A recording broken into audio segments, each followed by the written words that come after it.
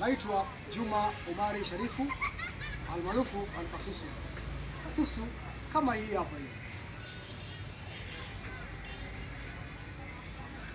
Hii katika mwendelezo ule wa kuelimishana, kukumbushana masuala mbalimbali za kijamii. Leo niko hapa kwa kuwakumbusha, kuwaelimisha ndugu zangu, wananchi wenzangu, swala la polisi jamii. Je, tunalichukuliaje? Je, dhamira yake kuanzisha polisi jamii ni nini? Tega masikio yako na macho yako, endelea kunifuatilia. Juma Omari Sharifu. Polisi jamii ni mkakati wa jeshi la polisi, umelenga kushirikiana bega kwa bega na wananchi ili kubaini, kuzuia na kutatua uhalifu.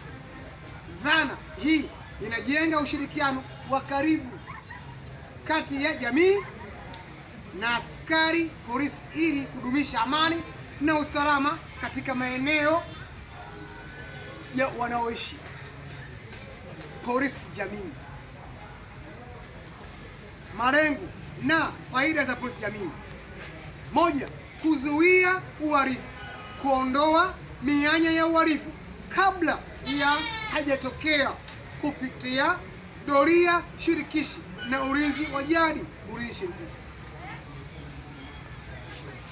lengo la kwanza ni kuzuia uhalifu. Pili, utoaji taarifa, kuhamasisha wananchi kutoa taarifa za siri kuhusu uhalifu bila hofu, kwani jeshi la polisi lina wajibu wa kulinda siri za mtoa taarifa. Tatu, ujirani mwema,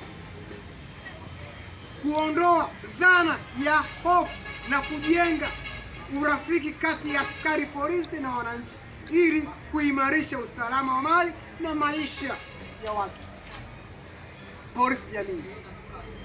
Nne, kutatua migogoro, kusaidia kumaliza migogoro midogo ya jamii katika ngazi ya mitaa kabla haijafika hatua za kisheria au kusababisha uvunjifu mkubwa wa amani. Sasa, ndugu yangu, mwananchi mwenzangu, ulikuwa unafahamu dhamira ya kuanzishwa polisi jamii? Na wewe polisi jamii unafahamu dhamira iliyoanzishwa? Sasa kama ufahamu, leo nimekuja hapa kuwaelimisha, kuwakumbusha wanajamii wenzangu swala zima la kuheshimu polisi jamii.